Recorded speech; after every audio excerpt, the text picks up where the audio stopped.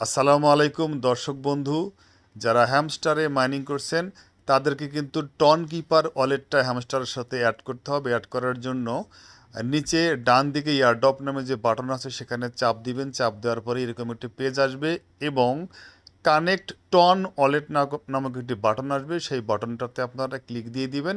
Click দেওয়ার পরেই কিছুক্ষণ পরে কিন্তু কানেক্ট ইউর টন ওয়ালেট নামক একটি আবার বাটনে অ্যাপেয়ার হবে এবং সেই বাটনটিতে কিন্তু আপনাদেরকে ক্লিক করে দিতে হবে এবং এরপরেই আপনার টন কিপার অ্যাকাউন্টটার নিচে শো করবে এবং সেটি আপনারা কিন্তু ক্লিক দিয়ে সিলেক্ট করে দিবেন।